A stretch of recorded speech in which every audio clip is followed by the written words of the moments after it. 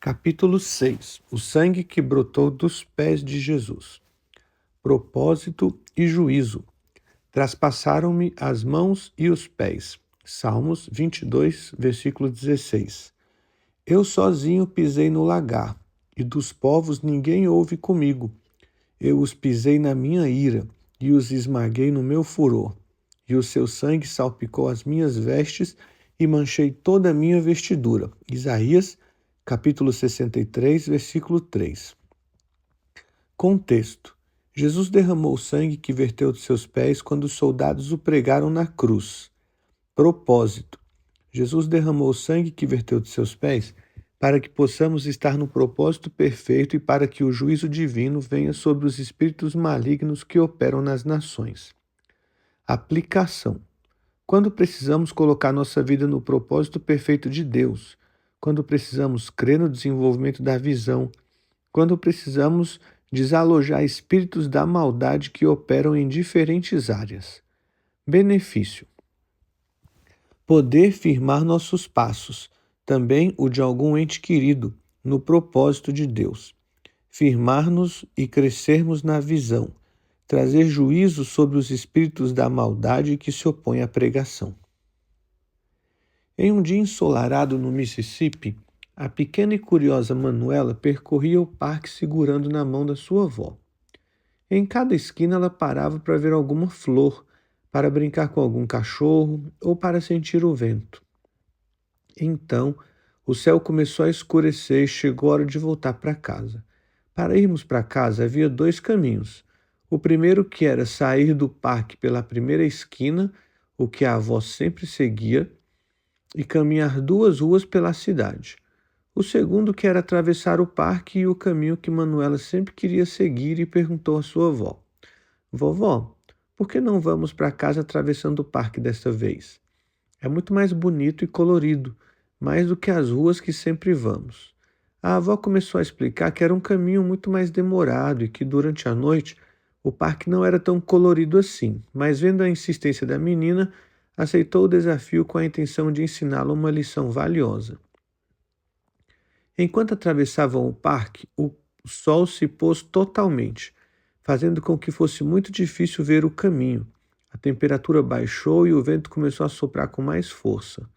A princípio, a pequena Manuela não queria demonstrar seu medo, para não dar razão à sua avó, mas minutos depois, esgotada por causa do trajeto, perguntou: Vovó, nós já estamos perto de chegar? Tenho medo, está muito escuro, muito frio e estou muito cansada. Imediatamente começou a chorar. A avó não disse uma só palavra, mas a pegou nos seus braços e a carregou até chegarem em casa. Já em casa, com um chocolate quente, Manuela recuperou seu sorriso, mas estando um pouco assustada. Então sua avó olhou fixamente para ela e disse: Cuide de cada passo que você der, porque alguns caminhos parecem ser atrativos, como o parque. Mas se você for na direção errada, poderá chegar a um lugar frio e escuro, longe do seu lar. Os caminhos que os seus pés escolhem serão o caminho que a sua vida andará. Muitos cristãos, assim como Manuela, têm se afastado do caminho de casa ao se distraírem com coisas que parecem atrativas. E você? Onde os seus pés o têm levado? O sangue que brotou dos pés do nosso Salvador tem o poder para nos colocar no caminho correto, para que possamos cumprir o propósito perfeito de Deus. O cravo dos pés. Antigamente se usava um cravo para segurar os pés das pessoas que eram crucificadas.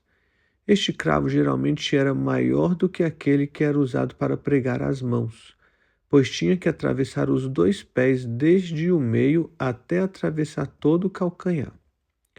Estando ali pregado, Jesus tinha que se apoiar sobre este cravo e se erguer para tomar ar, já que o seu peito estava extremamente comprimido. Quando ele fazia isso, toda a pressão do seu peso recaía sobre os seus tendões, e a dor que isso trazia é indescritível.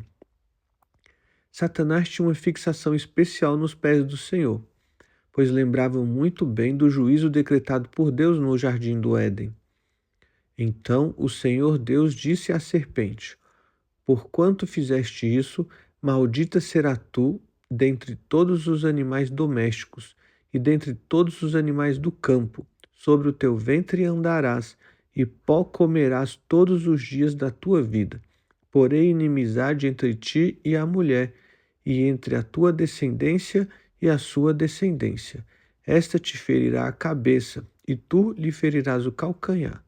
Gênesis capítulo 3, versículos 14 e 15.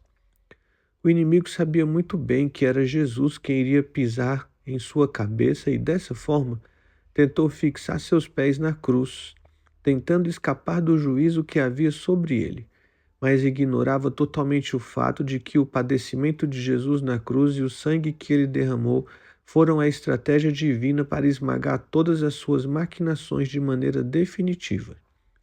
De fato, essa foi a razão pela qual Jesus decidiu suportar todo o sofrimento, para que nós pudéssemos ser vencedores e andar pelo caminho correto.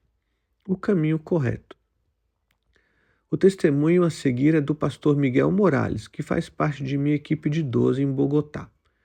Eu e minha esposa levávamos uma vida muito turbulenta, com incontáveis aflições por causa de minha decisão de andar no caminho das drogas. Isso me conduziu a graves problemas emocionais, financeiros e também físicos. Nossa filhinha havia nascido com uma enfermidade incurável e minha esposa sofria com câncer em um dos seios. Já havia perdido o cabelo e unhas, inclusive chegou a pesar 32 quilos. Além disto, tivemos que enfrentar tudo isso sem o respaldo da nossa família. Nestas condições, minha esposa chegou à missão carismática e ali sentiu que estava saindo do abismo de onde se encontrava, pois encontrou cura e tudo o que precisava em Deus e na sua palavra. Em seguida, decidiu aceitar a correção e se determinou a servir a Deus com todo o seu coração. Eu vivia pensando que ela não queria me deixar, mas ao vê-la tão firme em suas convicções, decidi participar de um encontro. Miguel, você é um homem de Deus, foram as palavras que saíram da boca da jovem que falou de Deus para mim. Mas minha resposta foi: não, sou um viciado em drogas e quem é viciado nunca deixa de ser. Essa declaração falava de minha convicção interna. Eu pensava: como poderei ser um homem de Deus enquanto o vício tem tomado conta da minha vida, me fazendo viver nas ruas? Não tenho amigos e todos os meus conhecidos têm virado as costas para mim. Nem sequer a morte tem me aceitado, porque às vezes que tentei tirar minha vida, não consegui. Enquanto eu olhava para o meu passado, não conseguia acreditar nas palavras que estava ouvindo. Um homem de Deus é alguém muito sagrado para que eu fosse comparado a um. E não entendi nada naquele momento. Mas decidi entregar meu coração a Jesus. Estas palavras continuaram soando em minha mente durante vários dias, mas era muito difícil aceitar que alguém que tinha uma vida como a minha fosse mudar de uma maneira tão brusca e tão pouco tempo. Eu me lembrava que por 7 meses eu havia caído em uma profunda depressão que me manteve completamente alienado de tudo o que me rodeava. Aonde eu não tinha sequer ânimo de tomar banho e a única coisa que eu queria era morrer, mas a morte não chegava. Com tudo que a vida havia me feito experimentar, eu me perguntava: como eu posso ser um homem de Deus? Ao chegar ao encontro, a primeira coisa que escutei foi que havia alguém que me compreendia e que me aceitava como eu era. Isso me fez lembrar o dia que fui a uma avenida e me joguei, para que algum carro me atropelasse, mas todos se desviaram de mim. No meu desespero, então decidi me jogar sobre os carros, mas a pressão do ar me impulsionou tão forte que caí num abismo. Esse abismo era o lugar onde se jogava o lixo de toda a cidade. Não cheguei a cair no fundo, pois fiquei preso a uma rocha. Ao escutar a pregação sobre a cruz, pude compreender que a rocha que tinha me segurado era Jesus Cristo e pude experimentar o grande milagre da redenção. Entendi que Jesus fez uma grande troca na cruz do Calvário, aonde ele pegou todo o mal que eu era e o levou sobre seu corpo para que eu pudesse ser um homem de Deus. Hoje, sirvo ao Senhor junto com a minha esposa e temos um ministério de multidões, e minha filha Michele faz parte da equipe de 12 da pastora Sara Castellanos. Propósito. Guarda com toda diligência o teu coração, porque dele procedem as fontes da vida. Provérbios, capítulo 4, versículo 26. Os pés estão ligados ao nosso propósito, pois são eles que nos levam pelo caminho correto ou pelo caminho incorreto. Cada passo que damos na vida nos aproxima mais do propósito perfeito de Deus ou nos distancia dele. Por isso, é muito importante que nossos pés andem na direção correta. Pense por um momento que você está no seu carro e precisa parar para pedir alguma informação, mas a pessoa que indica o caminho o manda para a direção errada. Tudo que você acredita ter avançado na realidade o está distanciando cada vez mais do seu destino. Isso pode acontecer também na vida cristã. Se seus pés não estão caminhando no propósito perfeito do Senhor, você poderá estar simplesmente se distanciando dele. Existem muitas pessoas que creem não ter nenhum propósito na vida, pois por causa das circunstâncias pensam que é o resultado de um acidente de percurso, do azar ou simplesmente que a ninguém importa o que fazem ou deixam de fazer. Mas deixe-me dizer algo. Sua vida não é nenhum erro. Você não está na Terra por casualidade. Você está neste mundo para ser um reflexo da glória de Deus. Deus pensou em você e o chamou para que seja parte da missão mais importante de todas. Porque somos feitura sua, criados em Cristo Jesus para as boas obras, as quais Deus antes preparou para que andássemos nelas. Efésios capítulo 2, versículo 10. Antes que eu te formasse no ventre te conheci, e antes que saísses da madre te santifiquei. As nações te dei por profeta. Jeremias capítulo 1, versículo 5.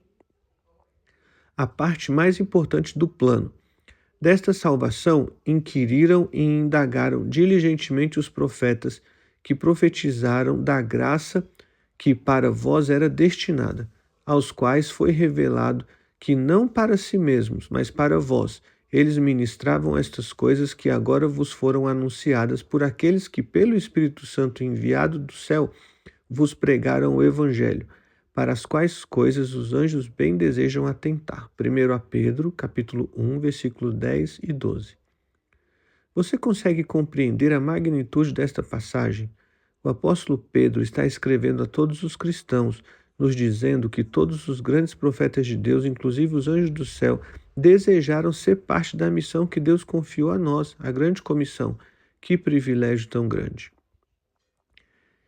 Quero que você nunca se esqueça que Deus o escolheu para que pregue as boas novas do Evangelho de Jesus Cristo. Você é parte do plano da redenção para toda a humanidade. E a maneira correta de entrar neste plano perfeito e desenvolvê-lo é aplicando o sangue que brotou dos pés de Jesus quando foram cravados no madeiro. Os pés e o propósito. Quão formosos os pés dos que anunciam coisas boas. Romanos capítulo 10, versículo 15. O apóstolo Paulo escreveu este versículo referindo-se a todos aqueles que pregam o Evangelho. Note que o versículo não diz bendita a boca ou bendito o coração dos que anunciam as boas novas, mas se refere especificamente aos pés, dando a entender que o propósito divino depende do caminho aonde os nossos pés têm caminhado. Aos olhos de Deus, aqueles que decidem focar seus passos no desenvolvimento ministerial são os que têm pés formosos, pois este é o maior propósito. Se você havia pensado que o trabalho ministerial não é para você, o convido a permitir que o Espírito Santo enche o seu coração e lhe revele seu propósito. Muitas pessoas estão passando por necessidades, esperando que você leve uma palavra de esperança. O melhor de tudo é que, além do chamado, Deus nos deixou a ferramenta perfeita para que possamos cumprir seu propósito de maneira excelente. A ferramenta perfeita. No livro de Mateus, o Senhor Jesus deixou descrita a missão que todos nós, seus discípulos, temos.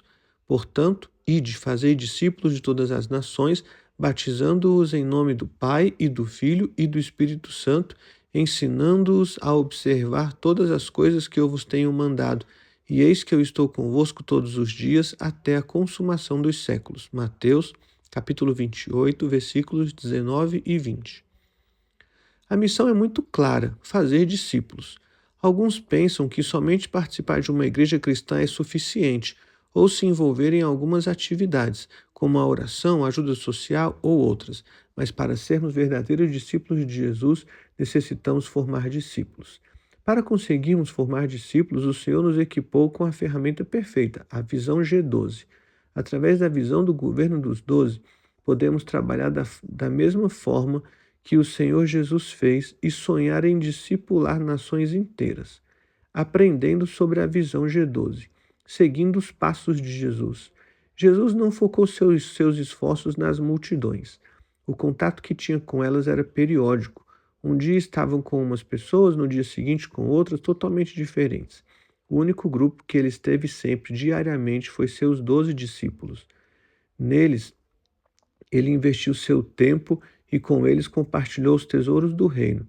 E sem parábola não lhes falava, mas em particular explicava tudo a seus discípulos. Marcos, capítulo 4, versículo 34.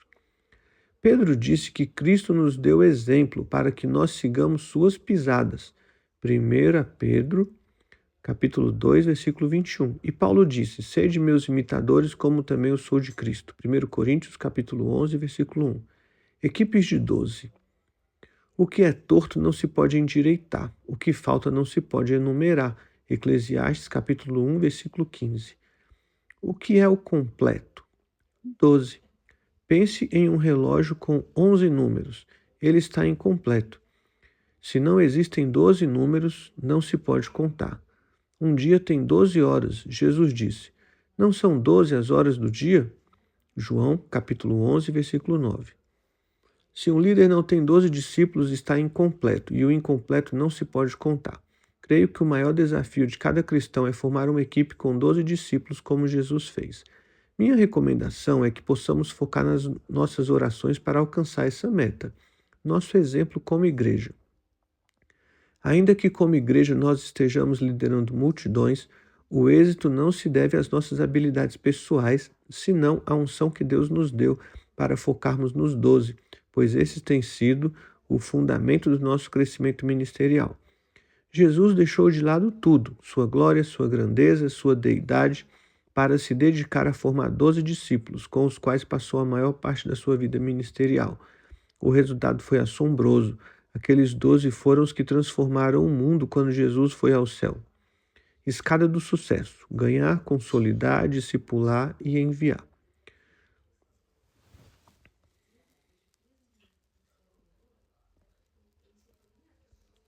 A escada do sucesso. Dentro da visão, temos estabelecido 4 passos que nos permitem desenvolver um trabalho ministerial efetivo: ganhar, consolidar, discipular e enviar. Chamamos estes passos de a escada do sucesso. A base da escada é ganhar, porque se não ganharmos, então não poderemos consolidar, discipular ou enviar. Ganhar é o primeiro degrau e seu propósito é alcançar novas pessoas através da pregação, para que entreguem suas vidas a Jesus Cristo. Ainda que motivemos os nossos discípulos para que façam uma lista de conhecidos, amigos e vizinhos, com o fim de poder visitá-los e compartilhar do Senhor, uma parte fundamental do ganhar está na equipe de 12. Ela deve estar completa e com as pessoas corretas. Temos o exemplo da igreja primitiva. A multiplicação chegou somente quando os apóstolos substituíram Judas e completaram a equipe de 12 com as pessoas corretas. Quando a equipe de 12 foi estabelecida, o Espírito Santo desceu sobre eles e puderam alcançar as multidões facilmente. Atos 1 e 2. Consolidar. O segundo degrau e seu propósito é que a pessoa que se decidiu por Jesus possa firmar-se na fé e ser parte ativa da igreja. Conseguimos isto através de um dinâmico programa de aprendizagem chamado a Universidade da Vida. O centro deste programa é o encontro, que é um retiro espiritual de 3 dias, onde as pessoas podem ter uma experiência pessoal com Jesus. Existem 5 objetivos em um encontro: que as pessoas tenham certeza da salvação, que as pessoas sejam libertas de qualquer aprisionamento, que as pessoas recebam cura interior de qualquer ferida, que as pessoas sejam cheias do Espírito Santo, que as pessoas entendam o que significa o trabalho da visão. Discipular é o terceiro degrau e seu propósito é equipar os cristãos com as ferramentas necessárias para que possam converter-se em líderes de êxito e fazer a obra de Deus de maneira eficiente. Nós conseguimos isso através da escola de treinamento Capacitação Destino.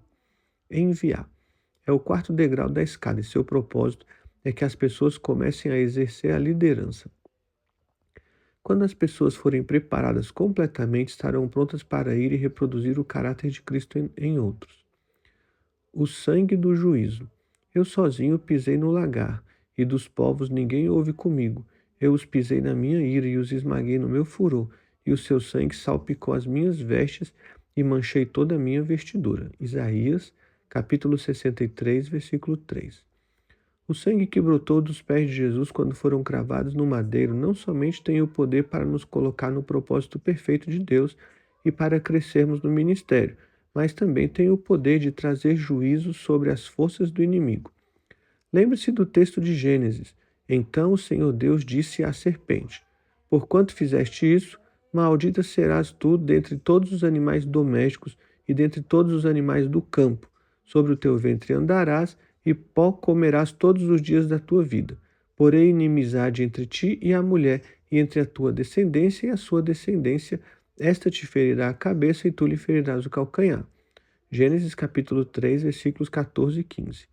A palavra nos ensina que o juízo sobre o inimigo se faria através dos pés de Jesus, e por isso que uma só gota de sangue que brotou dos seus pés tem o poder de desatar o juízo divino sobre todas as forças do mal que operam nas regiões celestiais.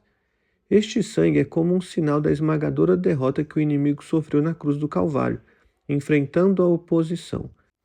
É muito comum na vida cristã enfrentar a oposição espiritual, pois o inimigo está trabalhando fortemente para que a mensagem da salvação não chegue às pessoas.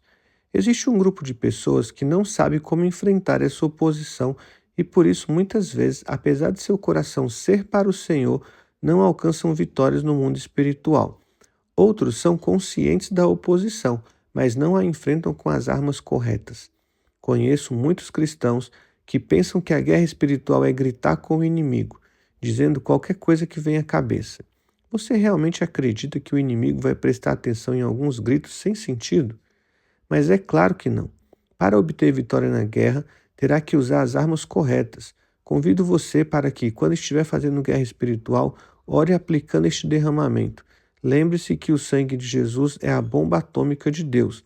Ao usá-lo, você poderá desatar o juízo sobre as forças do mal e começar a viver em vitória, acabando com a oposição que está impedindo você de ter um ministério de multidões. Um testemunho de poder. O testemunho a seguir é de uma jovem que faz parte da equipe de 144 de minha filha Sara. Estar no lugar correto permitiu ela superar, permanecendo na bênção, uma adversidade muito grande. A bênção de estar no lugar certo, Stefane Valência. Conheci a minha líder enquanto estudava jornalismo em uma universidade de Bogotá, Colômbia. Depois de vários convites, aceitei a ir a um encontro que se realizava fora da cidade por 3 dias, em outubro de 2012. Ali recebi cura, libertação e a firme convicção no meu coração de que o Senhor tinha um propósito para a minha vida. Entendi que a única coisa que eu precisava para seguir adiante era o amor do meu Pai Celestial.